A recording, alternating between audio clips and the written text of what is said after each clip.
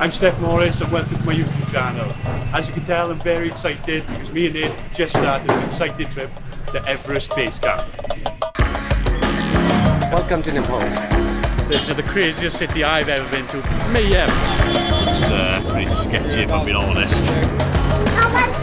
Namaste. Every step takes over you. I'm just going well into the 5,000 meter zone. This is unbelievable.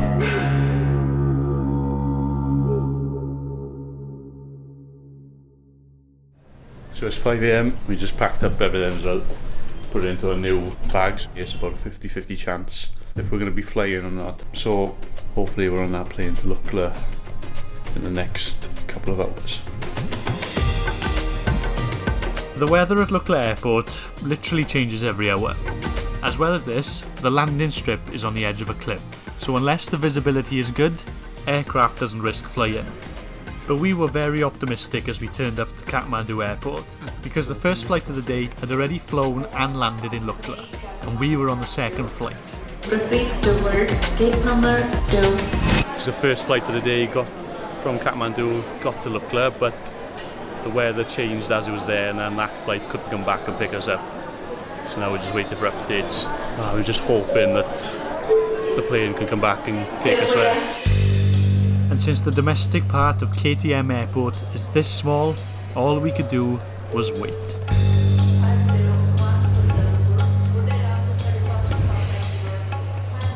So, update, still in the airport, it's not looking good. We've seen like a live stream of Lukla and it looks very cloudy still, if not worse than what it did when it was initially cancelled.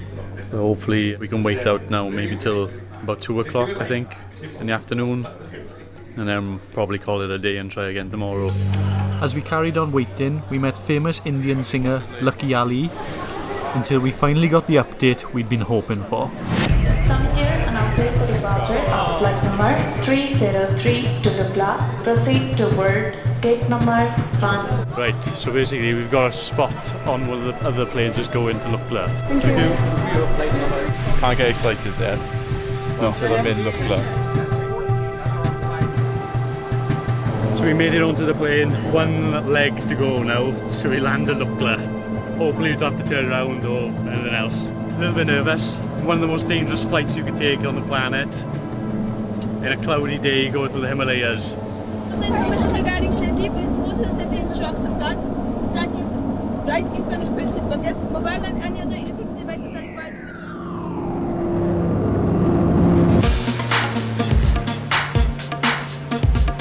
The flight from Kathmandu to Lukla takes about 40 minutes in a small plane.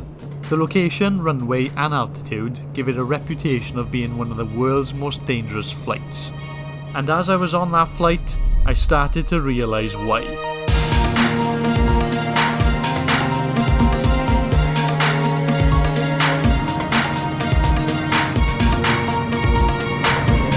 The wheels have been dropped.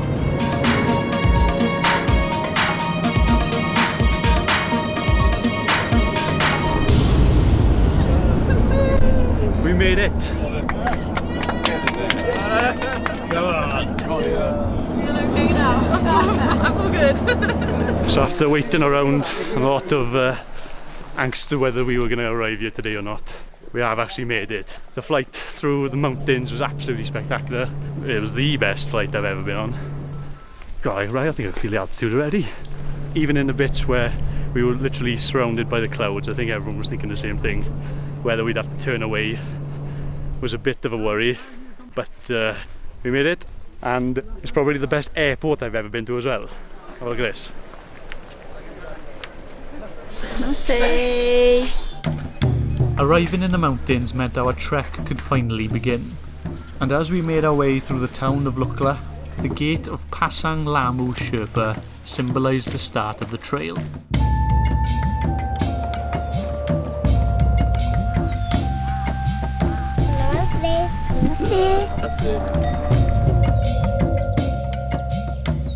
So we set out now on our first hike of the trip from Lukla, 200 metres down, to Phakding, and we're walking through like this lush jungle terrain.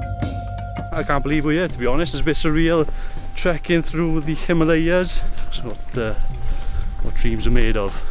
and I think it's only going to get better as the days go on. This first part of the hike was really special to me.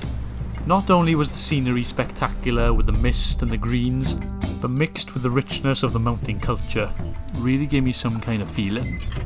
Those are the prayer flags. That's the Buddhist flags, and they write the Buddhist mantra on it. Om Mani Padme Hum. 5 different colors. That means 5 different elements: fire, earth, air, sky, and soul. Are they for good luck? And actually, when the prayer flags is praying, that means they're getting good luck to the village, or peoples, or area. Anyone.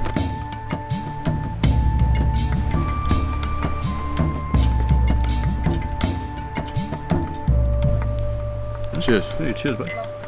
Yashida. We're about halfway through now, our first day of hiking. It's overwhelming how beautiful it is. One of my favourite bits is walking through little villages like this, having a namaste off the local people, seeing what they're doing. Namaste. Namaste. Namaste. Namaste.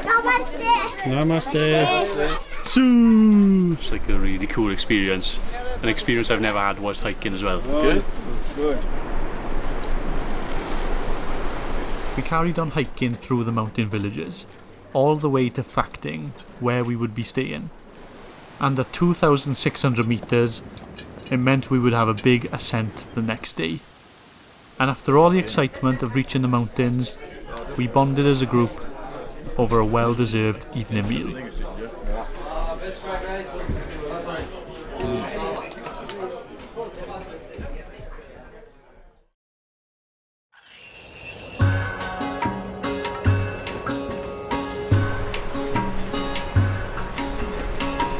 So after me and Nath were woken up by the spider, we're on our second day of the hiking to Namche Bazaar, which is an 800 metre incline. It's going to take about 7 hours. But today we started to see the real mountains. And at this point, we learnt the Nepalese way of rating what a mountain is. Under 5,000 metres is a hill, between 5 and 7,000 metres is a mountain, and over 7,000 metres is a Himalaya, as it's the only mountain range on Earth that exceeds this height. That's the mountain, Thamserku, 6,608 meters. Not a mountain? No hill.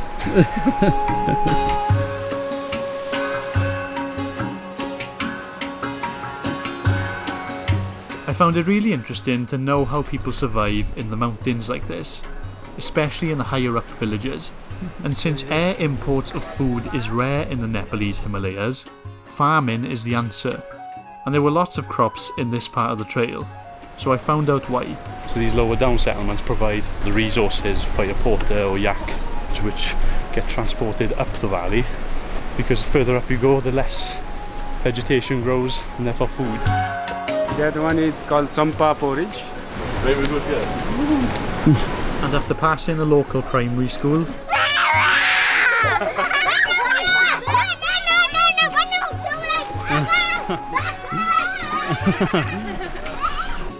we then entered Sagamantha National Park, the home of Mount Everest.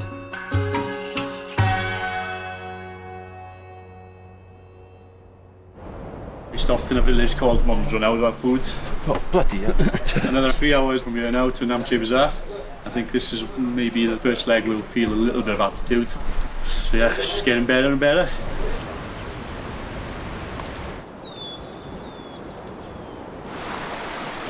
And after a while of walking in nothing but pristine nature, the Hillary Suspension Bridge came into view. So we're about to cross the tallest bridge now on the base camp trail. 150 metres.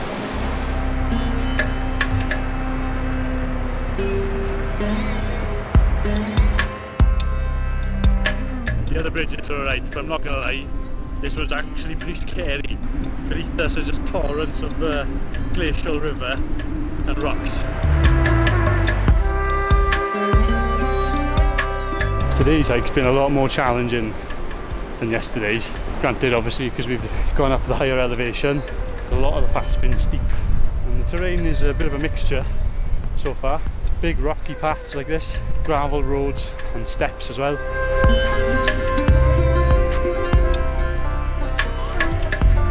So after 7 hours of hiking and 14 kilometers, we've made it to Namche Bazaar. This is the highest town from here up to base camp.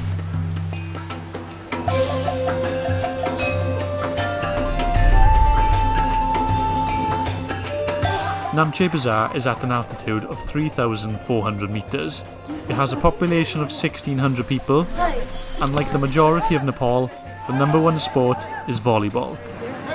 It's also the place where we would spend 2 nights to help our bodies acclimatise to the altitude.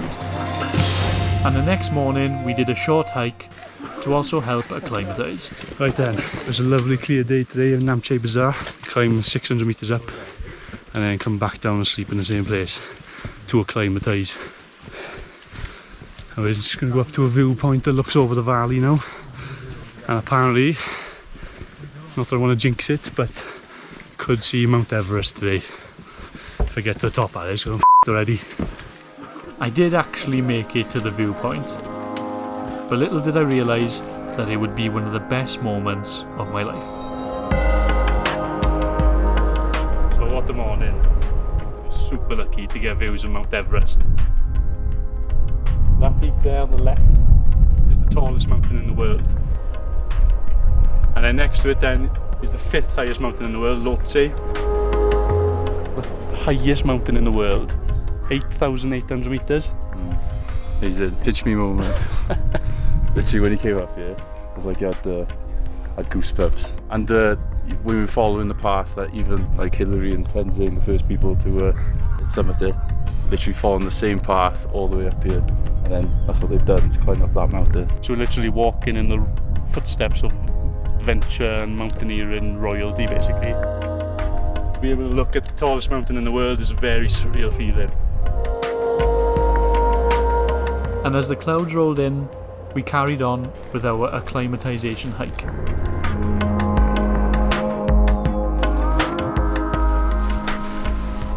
Definitely starting to feel the altitude a bit more now. We just had mint tea in the spot that we saw yesterday when we were hiking up through the trees. Definitely feeling the altitude today, first day I reckon, personally. How's everyone else found the altitude today? Tough but manageable. Yeah, had a bit of a headache. It's not bad. You had a bit of a shock the first climb with the steps. Heart was pounding up my chest. We hiked back down to Namche, and if the day wasn't special enough, Nepal had one last surprise in store. Good day ended even better with a really surreal moment, watching the Milky Way over the Himalayas. One thing I was thinking though is that snow leopards knock about in here, so I think it's time for me to go to bed.